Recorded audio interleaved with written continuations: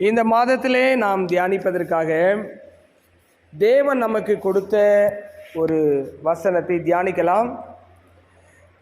Asia தீர்க்கதரிசியின் புஸ்தகம் 58 அதிகாரம் 11 வசனம். கர்த்தர் நித்தமும் உன்னை நடத்தி மகா வறட்சியான காலங்களில் உன் ஆத்துமாவை திருப்தியாக்கி உன் எலும்புகளை நினமுள்ளதாக்குவார்.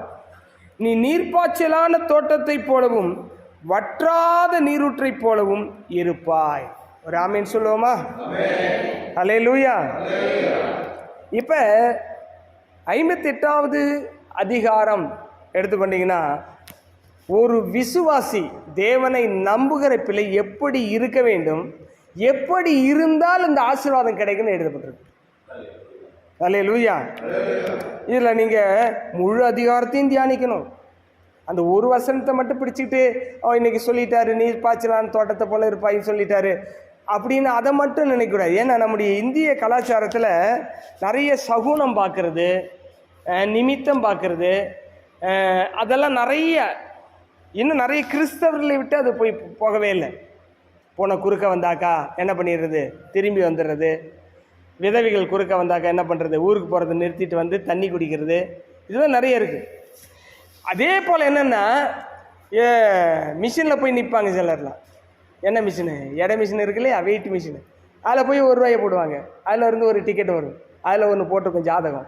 உடனே அதை நம்புவாங்க. கண்ணை மூடிட்டு இப்படி ஷார்ட்கட்டில் வர்ற வார்த்தைகளை நம்புகிறதுனால்தான் இன்றைக்கி அநேகருடைய வாழ்க்கையில் வாக்கு தத்தத்தை சுதந்திரிக்க முடியறதில்லை. அல்லேலூயா, அல்லேலூயா. திடீர்னு ஒரு ரேடியோவில் ஒரு வசனம் வருதுன்னா அந்த ஒரு வசனத்தை அப்படியே பிடிப்பாங்க. டிவியில் ஒரு வார்த்தை வந்தால் பிடிப்பாங்க. வார்த்தைகள்லாம் தவறு கிடையாது. அந்த வார்த்தைக்கு நிறைவேறணும்னா நான் என்ன செய்யணும்னு அதுக்குரிய காரண காரியங்களை ஆய்வு செய்து உங்களை மாற்றிக்கொண்டால் தான் வாக்குத்தத்தம் நிறைவேறும். அல்லேலூயா, அல்லேலூயா. பாருங்க, ஒருத்தர் சொல்றாரு, நீ கலெக்டர் ஆயிடுவே அப்படின்னு சொல்றாருன்னு வைங்களேன். நல்ல வார்த்தையா? நல்ல வார்த்தை இல்லையா? நல்ல வார்த்தை. ஆனால் கலெக்டர் ஆகிடுவேன்னு சொல்கிற ஒரு வார்த்தையை கேட்ட பிறகு அவன் வீட்டிலே உட்காந்து தூங்கிட்டு ஊரை சுற்றிட்டு இருந்தானா அவனா ஆக முடியாது. இன்னைக்கு நிறைய வாக்கு தத்தம், நல்ல நல்ல வாக்கு தத்தங்கள்லாம் ஆண்டவர் கொடுக்குறாரு, மனசார கொடுக்குறாரு. ஆனால் அதை மட்டும் பிடிச்சிக்கிட்டு எப்படி நான் கலெக்டர் ஆகிடுவேன், கலெக்டர் ஆகிடுவேன், கலெக்டர் ஆகிடுவேன், கலெக்டர் ஆகிடுவேன்னு சொல்லிக்கிட்டே இருக்கிறதுனால ஒருத்தரும் கலெக்டர் ஆக முடியாது. கலெக்டர் ஆகிறதுக்கு என்ன செய்யணும்? போய் ஒரு அகாடமியில் சேர்ந்து படிக்கணும், டெஸ்ட்டு எழுதணும், பரீட்சை எழுதணும், பாஸ் பண்ணணும், ப்ரிலிமினரி பாஸ் பண்ணணும், அதுக்கப்புறம் இன்டர்வியூ பாஸ் பண்ணணும், அதுக்கப்புறம் ட்ரைனிங் போகணும், அதுக்கப்புறம் தான் போஸ்டிங் போடுவாங்க. இவ்வளோ பெரிய ப்ராசஸ் இருக்குது அந்த ஒரு வார்த்தைக்கு. அப்போ நீ நீர்ப்பாய்ச்சலான தோட்டத்தை போல் இருப்பாயின்னு சொல்லிட்டாருன்னா நீர்ப்பாய்ச்சலாக இருப்பேன், எனக்கு எல்லா பணமும் வந்துடும், எல்லா ஆசீர்வாதம் வந்துடும், எல்லாமே நிரம்பிடும் அப்படின்னு குருட்டு போக்கா நினைக்கக்கூடாது. அதற்கு நான் என்ன ஒர்க் அவுட் பண்ணணுன்றதை நீங்கள் உங்களை ஆய்வு செய்ய வேண்டும். இன்னைக்கு இது ஃபெயிலியர் ஆகிறதுனால தான் நிறைய பேர் வாக்கு தத்தத்தை சுதந்திரிக்க முடியாமல் போயிடுறாங்க. எனக்கு ஒரு பெரிய வாக்கு தத்தம் கொடுத்தா நான் என்ன செய்வேன் தெரியுமா? ரொம்ப கவலைப்படுவேன். இவ்வளோ பெரிய வாக்கு தத்தம் கொடுத்துட்டாரு, இதில் ஒர்க் அவுட்டு நிறைய இருக்குது, இதில் ப்ராசஸ் நிறைய இருக்குது, பெயின் நிறைய இருக்குது, இதை செய்யறதுக்கு ரொம்ப கஷ்டமாக இருக்கும் அப்படின்ட்டு கவலை தான் படுவேனே தவிர சந்தோஷப்பட மாட்டேன். நிறைவேறக்குள்ள சந்தோஷமாக இருக்கும். ஆனால் அதுக்கு எவ்வளோ கடினமாய் உழைக்க வேண்டியிருக்கு, எவ்வளோ படிக்க வேண்டியது இருக்குது, எவ்வளோ ஜெபிக்க வேண்டியது இருக்குது ஒரு வாக்குத்தத்தம் கிடைச்சா. நீங்களாம் வாக்குத்தத்தம் கிடைச்சோன்னா ரொம்ப என்ஜாய் பண்ணுறீங்க, நல்லது. ஆனால் என்ஜாய்மெண்ட்டோட வாக்குத்தத்தம் நிறைவேறிடாது. அதற்கு பின்னாடி நீங்கள் செய்ய வேண்டிய வேலைகளை செய்ய வேண்டும். ஒரு சிறிய வாக்குத்தத்தம் கொடுத்தாருன்னா ஒரு சின்ன ஒர்க் அவுட் இருக்கும், ஒன்றும் பெருசாக ஸ்ட்ரெயின் பண்ணிக்க வேண்டியது இருக்காது.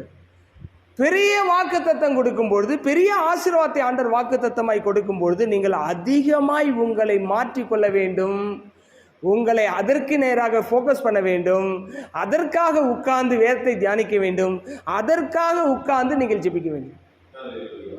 அது பல மணி நேரங்கள் ஆகலாம், பல மாதங்கள் ஆகலாம், பல வருடங்கள் கூட ஆகலாம். பல வருடங்களாக ஜெபித்து கொண்டிருக்கிற விண்ணப்பம் கூட எனக்கு இருக்குது. பல வருஷமாக ஒரே ஒரு ஜெபத்துக்காக ஜெபிச்சுட்டு இருக்கேன்.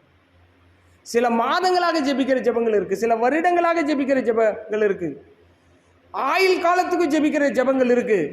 இதுக்கு எல்லாமே ஒர்க் அவுட் இருக்குது. அதுக்குரிய என்ன இந்த ஸ்கூல்லெல்லாம் கொடுப்பாங்க பார்த்தீங்களா ப்ராஜெக்ட்டு, இந்த ப்ராஜெக்டை நீங்கள் பண்ணணும். அப்போ அதுக்குரிய ஆக்ஷன் பிளானாக எழுதணும். வாக்குத்தத்தம் கிடைச்சிருச்சுன்னா விசுவாசிச்சுட்டு விட்டுறது இல்லை. ஆண்டவர் சொன்னார் ஆபிரகாம் பார்த்து, ஆபிரகாமே நீ என்ன பண்ணு, இந்த தேசத்தை உனக்கு சொந்தமாக கொடுத்தேன் அப்படின்ட்டார். இந்த தேசத்தை உனக்கு சொந்தமாக சொல்லிட்டு உட்காருப்பா, உனக்கு ஒரு ஏசி ரூம் ரெடி பண்ணுறேன், உட்காந்துக்கோ, நீ அப்படியே விசுவாசித்துட்டேருன்னு சொன்னாரா? என்ன சொன்னார்? Work out. இந்த தேசத்தின் நீளமும் அகலமும் எம்மட்டும் அம்மட்டும் நடந்து திரியினர். கிரிகை இல்லாம, ஒரு செயல்பாடு இல்லாம வாக்குத்தத்தத்தை நம்ம சுதந்திரிக்க முடியாது. நடந்தார் ஆபிரகாம் இல்லையா? நடந்தார். அப்ப நாம வாக்குத்தத்தம் இன்னைக்கு 1ஆம் தேதி பார்த்தீங்கன்னா எல்லா இடத்துலையும் வாக்குத்தத்தம், எல்லா சேனல்ஸ்லையும் வரும், எல்லா யூடியூப்லேயும் வரும், ஃபேஸ்புக்கில் வரும், எல்லாத்துலேயும் வாக்குத்தத்தம் அடிச்சு நொறுக்கி அப்லோட் பண்ணி விட்டுருவாங்க. உங்களுக்கு பிடிச்சமான ஒரு வசனம் வரும்போது உங்களுக்கு அப்படியே மனசை தொடும், தப்பு கிடையாது. உங்களுக்கு ஆண்டவர் தான் பேசுகிறாரு இந்த வாக்குத்தத்தம், நல்லது. எதுவாக இருந்தாலும் ஆண்டவர் பேசினா பிரச்சனையே கிடையாது. அந்த வாக்குத்தத்தத்துக்கு பின்னாடி நீங்கள் என்னென்ன வேலை செய்ய வேண்டும், எப்படி ஆயத்தமாக வேண்டும், அதை சுதந்திரித்துக் கொள்வதற்கு உங்களுடைய கேரக்டரை எந்த அளவுக்கெல்லாம் மாற்ற வேணும், இதையெல்லாம் நீங்கள் பரிசீலனை பண்ணி சரி பண்ணிங்கன்னா யார் மூலமாக கர்த்தர் எந்த வாக்குத்தத்தம் கொடுத்தாலும் நிறைவேற்றுவார். அல்லேலூயா, நல்ல சொல்லலாமா? அல்லேலூயா. சரி, இப்போ நம்ம பாருங்க, இதில் இன்னொரு விஷயத்தையும் சொல்லிட்டு நான் போகிறேன். ஆண்டவர் கொடுத்த வாக்குத்தத்தத்தின் மீது நமக்கு ஆய்வு வரக்கூடாது, ஆனால் வாக்குத்தத்தம் பெற்ற நம்மை நாம் ஆய்வு செய்ய வேண்டும். ஆண்டவர் கொடுத்த வாக்குத்தத்தத்தின் மீது இது நிறைவேறுமா நிறைவேறாதான்னு அப்படி அதை போய் என்ன செய்யக்கூடாது, ஆராய்ச்சி பண்ணிட்டு இருக்கக்கூடாது, அது விசுவாசிக்க வேண்டும். ஆனால் வாக்குத்தத்தத்தை பெற்ற நம்மை நாம் ஆய்வு செய்ய வேண்டும், சரிப்படுத்த வேண்டும். அப்ப என்ன போட்டிருக்கிறது இங்க? என்ன வாசனம்? 11ஆம் வசனம். கர்த்தர் நித்தம் உன்னை நடத்தி மகாவறட்சியான காலங்களில் உன் ஆத்துமாவை திருப்தியாக்கி உன் எலும்புகளை நினமுள்ளதாக்குவார். நீ நீர்ப்பாய்ச்சலான தோட்டத்தை போலவும் வற்றாத நீரூற்றை போலவும் இருப்பாய். அப்ப இந்த வசனம் இது மேலும் கீழும் தொடர்புடையதாக இருக்கிறது. எல்லா வசனங்களுமே மேலும் கீழும் தொடர்புடையதாக இருக்கிறது. ப்ரீஃபிக்ஸ் அண்ட் சஃபிக்ஸ்ன்னு சொல்லுவாங்க பார்த்தீங்களா? ஒரு வார்த்தைக்கு முன் இணைப்பு வாக்கியம், பின் இணைப்பு வாக்கியம் இருக்கும். அதே போல் ஒரு வசனத்துக்கு முன்னாடி வசனம் பின்னாடி வசனம் எல்லாத்தையும் சேர்த்து தான் அந்த வாக்கு தத்தத்தை நம்ம ஆய்வு செய்யணும். அப்போ அப்படின்னா ஃபஸ்ட்டு எங்கே ஆரம்பிக்கணும்? 1ஆம் வசனத்தில் ஆரம்பிக்கணும். 1ஆம் வசனத்தில் என்ன சொல்லுது? சத்தமிட்டு கூப்பிடு, அடக்கி கொள்ளாதே. எக்காலத்தை போல் உன் சத்தத்தை உயர்த்தி என் ஜனத்திற்கு அவர்கள் மீறுதலையும் யாக்கோப்பின் வம்சத்தாருக்கு அவர்கள் பாவங்களையும் தெரிவி. தோட்டமாக மாறுறதுக்கு ஃபஸ்ட்டு இன்ஸ்ட்ரக்ஷன் ஆல் வார்னிங் என்ன தெரியுமா? அவன் தப்ப அவனுக்கு சொல்லு. இது ரொம்ப கஷ்டமாக இருக்குல்ல? 1ஆம் தேதியேவா இங்கே பாருங்க, என்ன போட்டிருக்கு பாருங்க. சத்தத்தை அடக்கி கொள்ளாதே, தீர்க்கதரிசிக்கு வருகிற கட்டளை, ஊழியருக்கு வர கட்டளை, அடக்கி கொள்ளாதே.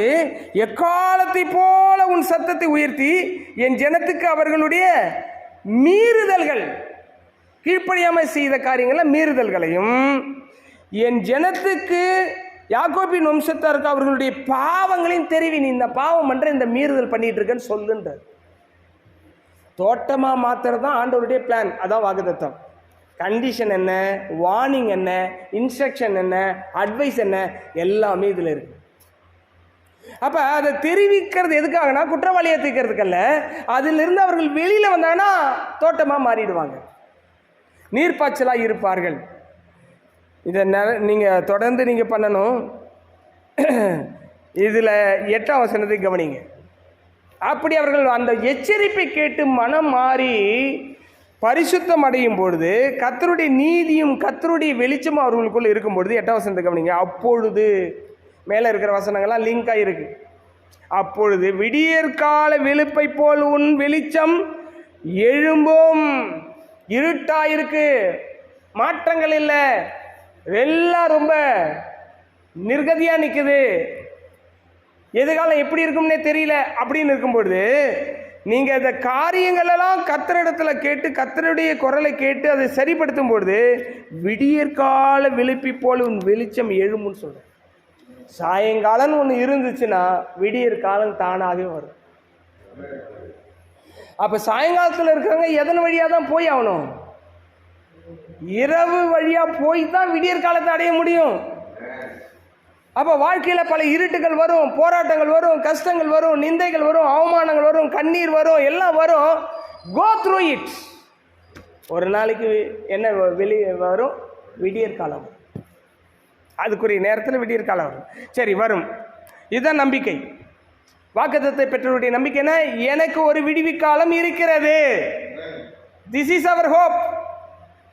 அடுத்து என்ன சொல்றாரு பாருங்க, உன் நீதி உனக்கு முன்னாலே செல்லும், கர்த்தருடைய மகிமை உன்னை பின்னாலே காக்கும். உன் நீதி. அப்ப ஃபர்ஸ்ட் வசனம் என்ன சொல்றதுன்னா, அவங்களுடைய மீறுதல்கள் பாவங்களை சொல்லுகிறது. அதை விட்டு விட்டு தேவனை வார்த்தை ஏற்றுக்கொண்டு அவருடைய பாதையில நடக்கும் பொழுது, நீதியில் நடக்கும் பொழுது அவர் சொல்றாரு, உன் நீதி உனக்கு முன்னாடி செல்லும். அப்ப பைபிள் எப்படி முடியுதுன்னா, கிரிகைக்கேற்ற பலனை கொடுக்கறதுல முடிகிறது பைபிள். அப்ப நம்முடைய நீதி என்ன? இன்னைக்கு தேவனுக்கென்று தேவனால் வந்த நீதி நம்முடைய வாழ்க்கையில் எப்படி இருக்கு? அப்ப நீதி முன்னாடி செல்லும், தேவனுடைய மகிமை உன்னை பின்னாலே காக்கும். அல்லேலூயா. ஒரே ஒரு வார்த்தையை பிடிச்சிட்டு தொங்காதீங்க, அது நடக்காது. அந்த வார்த்தைக்கு பின்னாடி உங்களை மாற்றிக்கொள்ளுங்க, கர்த்தர் சொன்னதை நடத்துவார். 9வது வசனம் கவனிங்க. அப்பொழுது நீ கூப்பிடுவாய். எப்பொழுது? அந்த கேள்விக்கெல்லாம் பதில் ஒர்க் அவுட் பண்ணணும், அசைன்மெண்ட் எழுதணும், ஒரு பெரிய ப்ராஜெக்ட் மாதிரி எழுதணும். ஒரு வாக்குத்தத்தம் கிடைச்சா ஒரு 100 பக்கத்துக்கு எழுதலாம். அதை நிறைவேற்றுறதுக்கு நான் என்ன செய்யணும்? 100 பக்கத்துக்கு எழுதலாம். அதுதான் ஆக்ஷன் பிளான். நீங்க கவனிங்க, என்ன சொல்றாரு? அப்பொழுது சரியாயிட்டினா, அவருடைய நீதி நான் நிரம்பி இருந்தால் கூப்பிடுவாய், கர்த்தர் மறு உத்தரவு கொடுப்பார். நீ சத்தமிடுவாய், இதோ நான் இருக்கிறேன் என்று சொல்லுவார். நுகத்தடியையும் விரல் நீட்டுதலையும் நிபச்சொலையும் உன் நடுவிலிருந்து அகற்றுவேன். அல்லேலூயா. எல்லாம் அகற்றுவார். ஒரு மனுஷன் கர்த்தரோடு ஒப்புரவாயிட்டானா அவனுடைய பாவங்களை யாரெல்லாம் சுட்டி காமிச்சாங்களோ அதெல்லாம் தூக்கி எறிவார். அதெல்லாம் ஆண்டவர் அனுமதிக்க மாட்டார். தம்முடைய பிள்ளைகளை பிளேம் பண்ண யாரையும் ஆண்டவர் அனுமதிக்க மாட்டார். அவர் குற்றத்தை சொல்லுவார், அவர் சரிப்படுத்துவாரே தவிர உலகத்தாருடைய கைகள் ஒரு மனிதனை குற்றம் சாட்டும் பொழுது கர்த்தர் குற்றம் சாட்டுகிறவனை குற்றம் சாட்டுவார். குற்றவாளி யார் தன்னை ஆண்டவருக்கு ஒப்பு கொடுக்கிறார்களோ அவர்களை அதிலிருந்து விடுவிப்பார். அதுதான் ஆண்டவருடைய செயல். ஏன்னா எல்லா ஆத்மாக்கள் யாருடையது? கர்த்தருடையது. அதனால தான் ஆண்டவர் சொல்றார், தன் பாவங்களை மறைக்கிறவன் வாழ்வடைய மாட்டான், அவைகளை அறிக்கை செய்து விட்டு விடுகிறவன் இரக்கம் பெறுவான். இதோ நான் இருக்கிறேன் என்று சொல்லுவார். நுகத்தடியையும் விரல் நீட்டுதலையும் நிபச்சொலையும் உங்கள் நடுவிலிருந்து அகற்றி பசி உள்ளவனிடத்தில் உன் ஆத்துமாவை சாய்த்து சிறுமைப்பட்ட ஆத்துமாவை திருப்தியாக்கினால் அப்பொழுது இருளில் உன் வெளிச்சம் உதித்து உன் அந்தகாரம் மத்தியானத்தை போல ஆகும். அல்லேலூயா. படிப்படியா எப்படி ஆசீர்வாதத்துக்கு கொண்டு வராரு பாருங்க இந்த சாப்டர்ல. கிறிஸ்டியன் லைஃப் எப்படி இருக்கணும், கிறிஸ்டியன் வர்ஷிப் எப்படி இருக்கணும், கிறிஸ்டியன் கேரக்டர் எப்படி இருக்கணும் அப்படின்றதுக்கெல்லாம் இந்த அதிகாரத்தில் இருந்து எடுத்துக்கணும். ஒரு ஃபாஸ்டிங் எப்படி இருக்கணும் எல்லாமே இதில் போட்டிருக்கு. அப்புறம் தான் 11ஆம் வசனத்துக்கு வராரு. கர்த்தர் நித்தமும் உன்னை நடத்துவார். பாவம் இருக்கும்பொழுது கர்த்தர் நடத்தவே மாட்டார். பிரிவினை இருக்கும்போது கர்த்தர் நடத்த மாட்டார். வேதனை இருக்கும்போது கர்த்தர் நடத்த மாட்டார். அவருக்கு நமக்கு எந்த பிரச்சனையுமே இருக்கக்கூடாது. அப்போதான் அவர் நடத்துவார். கர்த்தர் நித்தமும் உன்னை நடத்தி மகா வறட்சியான காலங்களில் உன் ஆத்துமாவை திருப்தியாக்கி. எந்த மாதிரி காலத்திலாம்? நீங்கள் ஆண்டவர்கிட்ட மனம் திரும்பி வந்து நீதியின் பாதையில் நடக்கும்போதும் வறட்சிகளை பிசாசு கொண்டு வர முயற்சி பண்ணுவான். அந்த காலங்களிலும் கர்த்தர் ஆத்துமா எப்படி செய்வாரா? திருப்தியாக்கி எலும்புகளையெல்லாம் என்ன பண்ணுவாரா? நினமுள்ளதாக்குவார். அதுக்கப்புறம் போட்டிருக்கு, நீ நீர்ப்பாய்ச்சலான தோட்டத்தை போலவும் வற்றாத நீரூற்றை போல இருப்பார். ஒருத்தர் சொன்னார், போராடாமல் கிடைக்கிறது வெற்றி, போராடி கிடைக்கிறது சரித்திரம். ஒரு போராடி ஒரு ஆசீர்வாதத்தை வாங்குறோம்னா அதுக்கு பேர் என்ன? சரித்திரம். ஏன்னா நீங்கள் எவ்வளோ ஒர்க் அவுட் பண்ணீங்கன்றத ஒரு ஹிஸ்ட்ரி அங்கே இருக்கும். ஒன்றுமே விசுவாசிச்சா வந்துருச்சு, அதுக்கு வேல்யூவே இருக்காது, அந்த வெற்றிக்கு மதிப்பே இருக்காது அந்த வெற்றிக்கு. இந்த காலை வேளையிலே கர்த்தர் இந்த மாதத்திலே நீங்கள் எல்லாரும் இந்த வாக்கு தத்தத்தை அப்படியே சுதந்திரிக்கணும். அதற்கு நீங்கள் என்ன செய்யணும்? ஒரு நோட்டை போட்டு இந்த மாதம் வாக்கு தத்துவம் முன்னாடி என்ன வசனம் சொல்லியிருக்கு, பின்னாடி என்ன வசனம் சொல்லியிருக்கு, இப்போல்லாம் கமெண்ட்ரி எல்லாம் ஈஸியாக கிடைக்குது, அவைலபிள், எல்லாம் போட்டு ஆராய்ச்சி பண்ணி உட்காந்து நோட்டை போட்டு எழுதி உங்களை நீங்கள் சரி பண்ணினால், நீர்ப்பாய்ச்சலான தோட்டம்னா என்னென்னா அதில் எப்பொழுதும் செழிப்பு இருக்கும், எப்பொழுதும் கனி இருக்கும், எப்பொழுதும் வளர்ச்சி இருக்கும். எப்பொழுதும் செழிப்பு இருக்கும், எப்பொழுதும் கனி இருக்கும், எப்பொழுதும் வளர்ந்துகிட்டே இருக்கும், தோட்டம் வளர்ந்துக்கிட்டே இருக்கும், கனி கொடுத்துக்கிட்டே இருக்கும், ரொம்ப கூலிங்காக இருக்கும். அந்த மாதிரி உங்கள் ஆத்மாவையும் மாற்றுவார், உங்கள் குடும்பத்தை மாற்றுவார், உங்கள் தொழிலை மாற்றுவார். அதில் சந்தேகமே கிடையாது. கர்த்தர் நித்தமும் நடத்துவார், உங்களை கைவிட மாட்டார், உங்கள் மனைவியை கைவிட மாட்டார், உங்கள் பிள்ளைகளை கைவிட மாட்டார். ஏனென்றால் அவர் சொல்றார், நான் நித்தம் உன்னை நடத்துவேன், மகா வறட்சி வருதா கவலைப்படாத, நான் உன்னை தோட்டமா வச்சிருக்கிறேன், அதுல குளிர்ச்சியாய் வளர்ச்சியாய் கனிகள் வந்து கொண்டே இருக்கும்.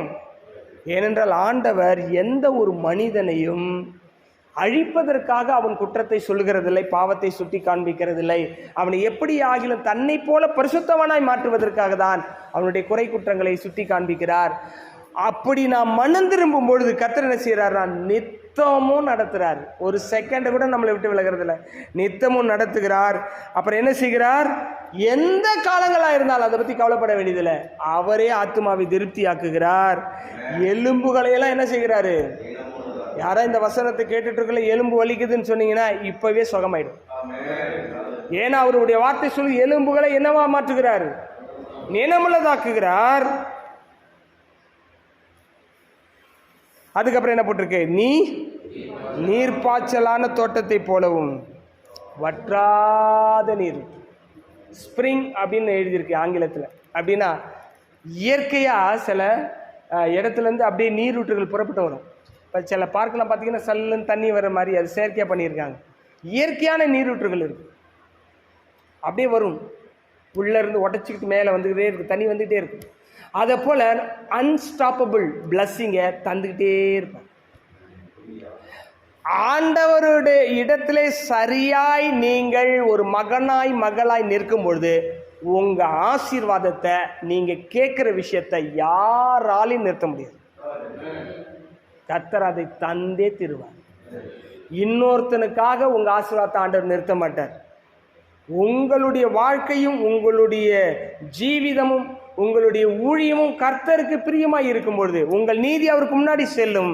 கர்த்தருடைய ஆசீர்வாதம் உங்களோடு தங்கி பெருகி கொண்டே இருக்கும். கர்த்தர் ஆசீர்வதிக்க ஆரம்பிச்சிட்டார்னா நிறுத்தவே மாட்டார். சொல்லுங்க, கர்த்தர் ஆசீர்வதிக்க ஆரம்பித்துட்டா என்ன செய்ய மாட்டாரு? நிறுத்தவே மாட்டார். அப்ப வாக்குத்தத்தம் கிடைக்குதுன்னா சந்தோஷப்படுங்க.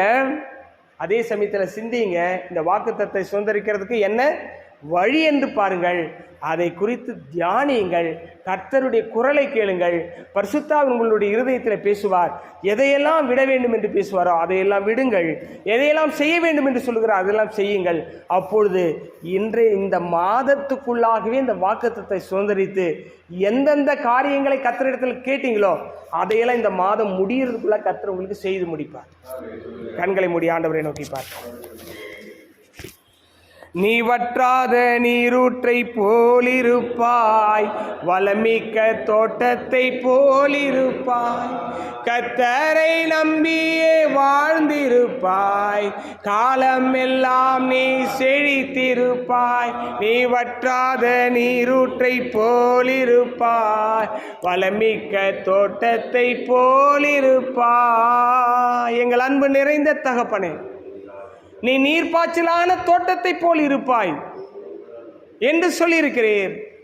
ஒவ்வொருவருடைய குடும்பமும் அவருடைய கணவன் மனைவி குழந்தைகள் எல்லாம் ஒரு தோட்டம் போல செழிப்பாக ஆண்டவர் எந்த விதமான குறைகளும் இல்லாதபடி நிறைவோடு வாழட்டும், வளரட்டும். அப்பா, ஓ ரபாலரா ஷகபாலரா தியலரங்கரபாபாமா. ஆண்டவரே, அங்கு கனிகள், ஆவிக்குரிய கனிகளினால் அவர்கள் குடும்பம் நிரம்பி இருக்கட்டும் அப்பா. இந்த மாதத்திலே ஒவ்வொரு குடும்பத்திலே ஆவிக்குரிய கனிகள் நிரம்பி இருக்கட்டும் ஆண்டவரே. காட்லி கேரக்டர், ஸ்பிரிச்சுவல் கேரக்டர்னால கட்டி எழுப்பப்பட்ட குடும்பமாக இருக்கட்டும். தொடர்ந்து ஆவிக்குரிய ஜீவியத்திலே வளர்ந்து கொண்டே இருக்கட்டும், பொருளாதாரத்திலே வளர்ந்து கொண்டே இருக்கட்டும், சமுதாயத்தை சாட்சியிலே வளர்ந்து கொண்டே இருக்கட்டும். இந்த 3 வளர்ச்சியும் தொடர்ந்து தந்து ஆசீர்வதித்து வழிநடத்தும். நித்தமும் ஒவ்வொரு நபரை நடத்தும், நித்தம் ஒவ்வொரு குடும்பத்தை நடத்தும், நித்தம் ஒவ்வொருவருடைய வேலையை நடத்தும். எந்த வறட்சியான காலத்தை அவர்கள் சந்தித்தாலும், ஓ ஹல்லேலூயா, அவருடைய ஆத்துமாவை நீர் ஆண்டவரை செழிப்பினாலே, நன்மையினாலே திருப்தியாக்கி, ஒரு குறைவும் இல்லாதபடி நிறைவிலே அவர்கள் நடந்து செல்ல, கடந்து செல்ல கிருபை தாரும். ஒவ்வொருவரையும் நீர் அப்படி செய்ததுக்காக நன்றி. இயேசுவின் நாமத்தை மனதார ஆசீர்வதித்து ஜெபிக்கிறோம் எங்கள் நல்ல பிதாவே. என் ஆத்துமாவே கர்த்தரை ஸ்தோத்திரி, என் முழு வலிமை அவருடைய பரிசுத்த நாமத்தை ஸ்தோத்திரி. என் ஆத்துமாவே கர்த்தரை, அவர் செய்த சகல உபகாரங்கள் என்று மறவாதே. ஆமென், ஆமென். ஹல்லேலூயா, ஹல்லேலூயா, ஹல்லேலூயா. கர்த்தர் உங்களை ஆசீர்வதிப்பாராக. God bless you.